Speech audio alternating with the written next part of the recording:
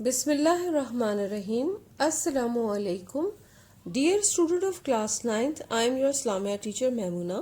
I hope you all are well and safe with your family at home. Student, take out your Islamia book and open page number 25, سورہ انفال رکو number 10. ترجمہ. اے پیغمبر صلی اللہ علیہ وآلہ وسلم، جو قیدی تمہارے ہاتھ میں گرفتار ہیں ان سے کہہ دو اگر اللہ تمہارے دلوں میں نیکی معلوم کرے گا تو جو مال تم سے چھن گیا ہے اس سے بہتر تمہیں عنایت فرمائے گا اور تمہارے گناہ بھی معاف کر دے گا، اور اللہ بخشنے والا مہربان ہے. جنگ بدر میں دو قسم کے قیدی تھے، ایک کفار، دوسرے جن کے دل نور ایمان سے منور ہو چکے تھے مگر مجبوراً انہیں آنا پڑا تھا.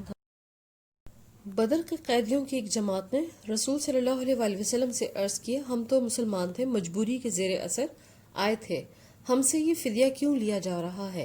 اس پر یہ آیت نازل ہوئی جس کا ترجمہ ہے کہ جو فدیہ تم سے لیا گیا ہے اس سے کئی گنا ثواب دنیا اور آخرت میں عنایت کیا جائے گا.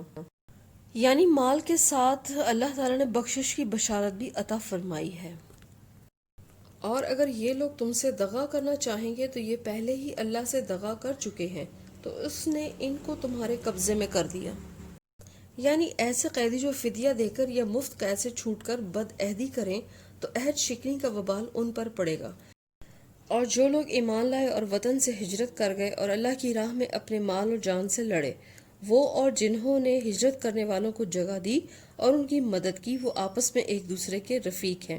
اور جو لوگ ایمان تو لے آئے لیکن ہجرت نہیں کی تو جب تک وہ ہجرت نہ کریں تم کو ان کی رفاقت سے کچھ سروکار نہیں، اور اگر وہ تم سے دین کے معاملات میں مدد طلب کریں تو تم کو مدد کرنی لازم ہے، مگر ان لوگوں کے مقابلے میں تم میں اور ان میں صلح عہد ہو مدد نہیں کرنی چاہیے، اور اللہ تمہارے سب کاموں کو دیکھ رہا ہے.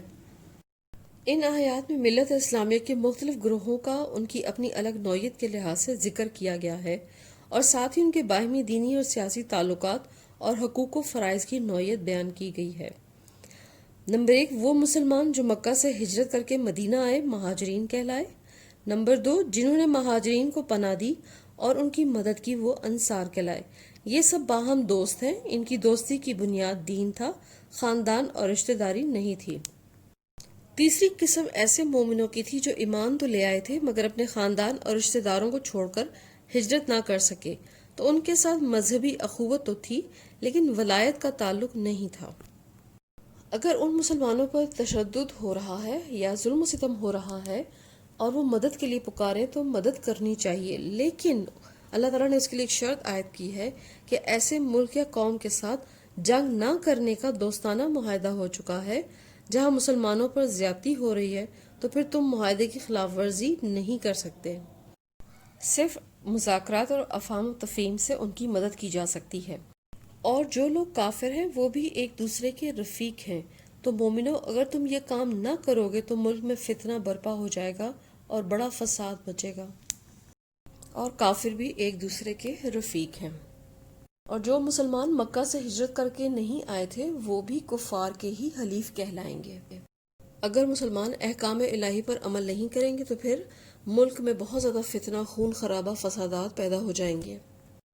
اور جو لوگ ایمان لائے اور وطن سے ہجرت کر گئے اور اللہ کی راہ میں لڑائیاں کرتے رہے اور جنہوں نے ہجرت کرنے والوں کو جگہ دی اور ان کی مدد کی، یہی لوگ سچے مسلمان ہیں. ان کے لیے اللہ کے ہاں بخشش اور عزت کی روزی ہے. اس آیت میں سچے اور حقیقی مسلمانوں کی تعریف کی گئی ہے کہ اصل مسلمان تو وہی تھے جنہوں نے صرف رضائے الہی کی خاطر اپنا وطن، گھر، مال و متاع، خاندان اور رشتہ داروں کو چھوڑ کر ہجرت کی اور کفار سے جہاد کرتے رہے. دوسرے وہ جنہوں نے ان مہاجرین کو پناہ دی، رہائش دی، کاروبار دیا اور ہر طرح کی ان کی مدد کی اور ان کے ساتھ مل کر کافروں سے جہاد کرتے رہے اور رسول صلی اللہ علیہ وآلہ وسلم کے ہر حکم کی تعمیل کی. ان کے ایمان میں کسی قسم کا شک و شبہ نہیں ہے. اللہ تعالیٰ نے ان کو بڑی شانیں عطا کی، انہیں آخرت میں مغفرت اور جنت میں بڑی عزت کی روزی کی بشارت دی ہے. اور وہ لوگ جو بعد میں ایمان لائے اور وطن سے ہجرت کر گئے اور تمہارے ساتھ ہو کر جہاد کرتے رہے، وہ بھی تم ہی میں سے ہیں، اور رشتہ دار اللہ کے حکم کی روح سے ایک دوسرے کے زیادہ حقدار ہیں. کچھ شک نہیں کہ اللہ ہر چیز سے واقف ہے. یعنی وہ لوگ جو بعد میں ایمان لائے، وطن سے ہجرت کر گئے اور تمہارے ساتھ مل کر جہاد کرتے رہے، وہ بھی تم ہی میں سے ہیں. مہاجرین اور انصار آپس میں بھائی بھائی اور دوست ہیں، رفیق ہیں، لیکن جو خونی رشتے ہیں ان کے بارے میں جو اللہ تعالیٰ نے حکم دیا ہے وہی زیادہ حقدار ہیں۔ ان خونی رشتہ داروں کو ہی وراثت میں حصہ دیا جائے گا۔ انصار اور مہاجر جو ایک دوسرے کے دوست ہیں وہ ایک دوسرے کی جائیداد میں حصے دار نہیں ہو سکتے۔ اللہ تعالیٰ کے احکامات کی پابندی ہم سب مسلمانوں پر لازم ہے۔ امید ہے کہ آپ کو اس رکوع کی تمام آیات کا مفہوم سمجھ آ گیا ہے۔ Thank you students, you should pray from اللہ to keep us all safe from COVID-19. Stay home, stay safe. اللہ حافظ.